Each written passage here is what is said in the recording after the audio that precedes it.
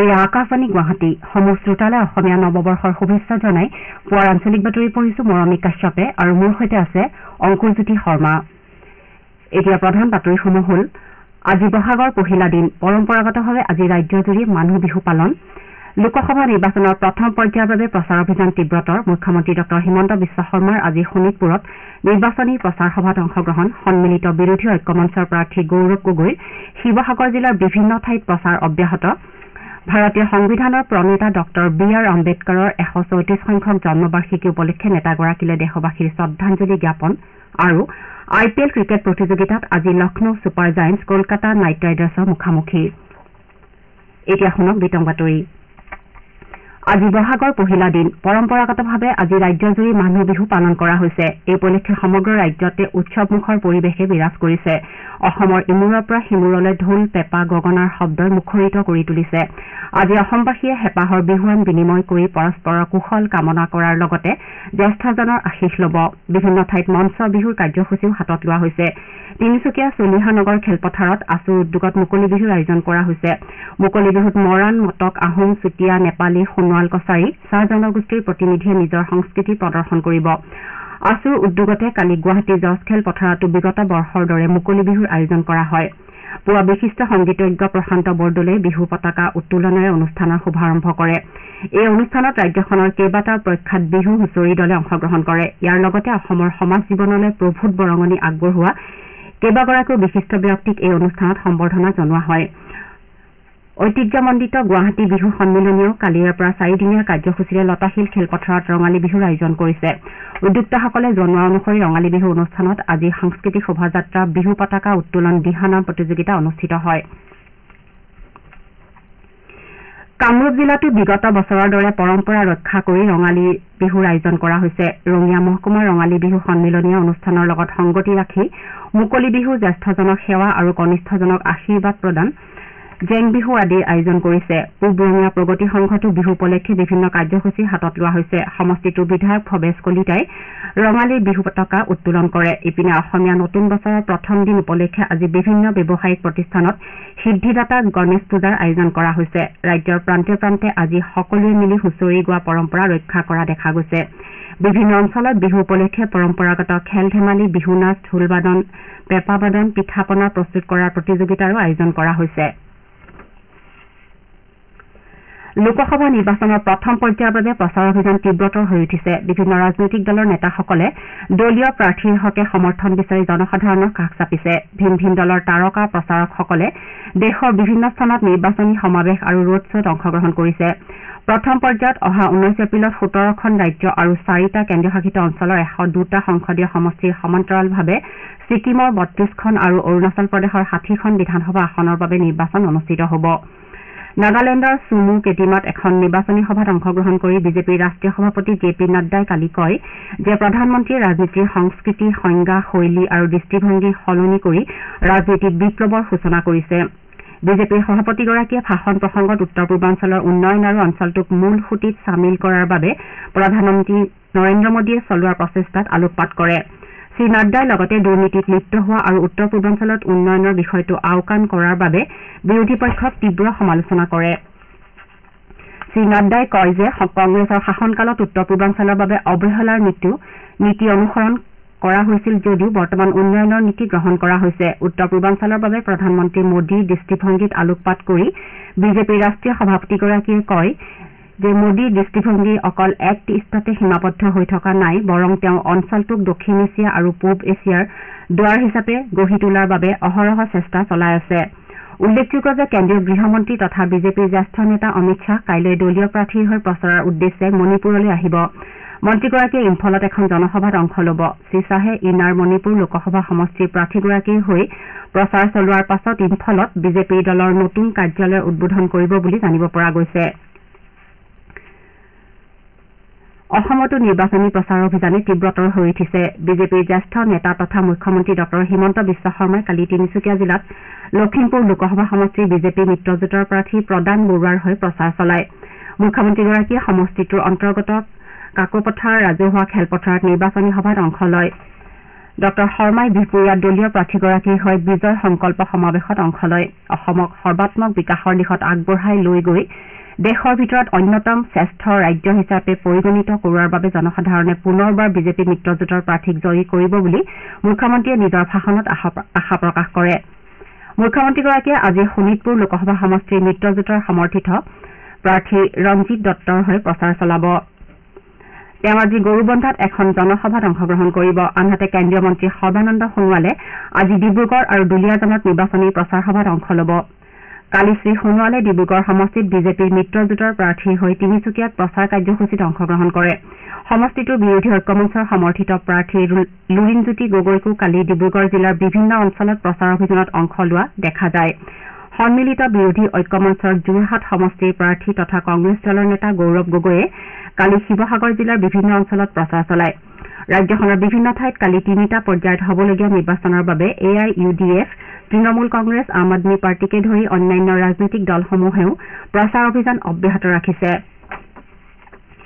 ইপিনে অহা 17 এপ্ৰিলত নলবাৰীত হ'বলগীয়া প্ৰধানমন্ত্ৰী নৰেন্দ্ৰ মোদীৰ প্ৰচাৰ সভাৰ প্ৰস্তুতিৰ অংশ হিচাপে কালি বৰপেটাত বিজেপি আৰু অসম গণ পৰিষদৰ এখন প্ৰস্তুতি সভা অনুষ্ঠিত হয় বৰপেটা আৰু দৰং ওদালগুৰি সমষ্টি সামৰি প্ৰধানমন্ত্ৰীৰ এই সভাৰ আয়োজন কৰা হৈছে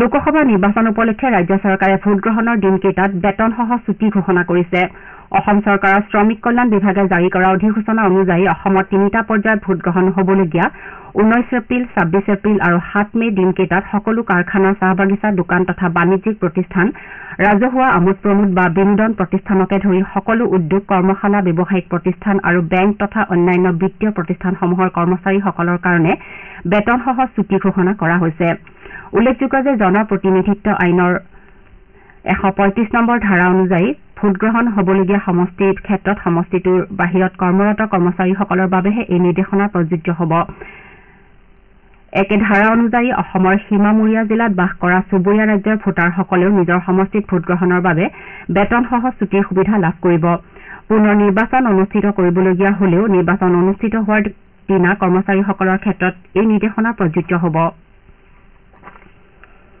আসন্ন লোকসভা নিৰ্বাচনৰ অহা 19 এপ্ৰিলত হ'বলগীয়া ভোটগ্ৰহণত ব্যাপক হাৰত ৰাইজৰ অংশগ্ৰহণ সুনিশ্চিত কৰিবলৈ ডিব্ৰুগড় নিৰ্বাচনী জিলাৰ অন্তৰ্গত বিভিন্ন অঞ্চলত অনুভাগ যন্ত্ৰৰ দ্বাৰা ভোটাৰ ৰাইজৰ মাজত সজাগতা অভিযান অব্যাহত আছে সেই উদ্দেশ্যে ডিব্ৰুগড় জিলা প্ৰশাসন আৰু জিলা নিৰ্বাচনী বিভাগৰ প্ৰণালীবদ্ধ ভোটাৰ শিক্ষা তথা ভোটগ্ৰহণত অংশগ্ৰহণ কোষৰ উদ্যোগত জিলা আয়ুক্ত বিক্ৰম কৰি তৎপৰতাত বিগত নিৰ্বাচনত জিলাখনৰ ৭৫%তকৈ কম ভোটদান হোৱা অঞ্চলসমূহৰ ভোটাৰ ৰাইজৰ সজাগতাৰ বাবে নিৰন্তৰ চেষ্টা চলাই গৈছে ইফালে ভোটগ্ৰহণ কেন্দ্ৰসমূহত পৰ্যাপ্ত সুবিধা আৰু ভোটদান সুচল কৰাৰ লক্ষ্যৰে তিনিচুকীয়া জিলা প্ৰশাসনো তৎপৰ হৈ পৰিছে জিলাখনৰ অন্তৰ্গত ভোটগ্ৰহণ কেন্দ্ৰসমূহ জিলা প্ৰশাসনৰ বিষয়াসকলৰ দ্বাৰা পৰ্যবেক্ষণ কৰি থকা হৈছে তদুপৰি ভোটগ্ৰহণৰ সময়ছোৱাত ভোটগ্ৰহণ কেন্দ্ৰসমূহত যাতে কোনো ধৰণৰ বাধাৰ সৃষ্টি নহয় সেই বিষয়ে নিশ্চিত হ'বলৈ জিলা আয়ুক্ত স্বপ্নীল পালে বিভিন্ন ভোটগ্ৰহণ কেন্দ্ৰ পৰ্যবেক্ষণ কৰিছে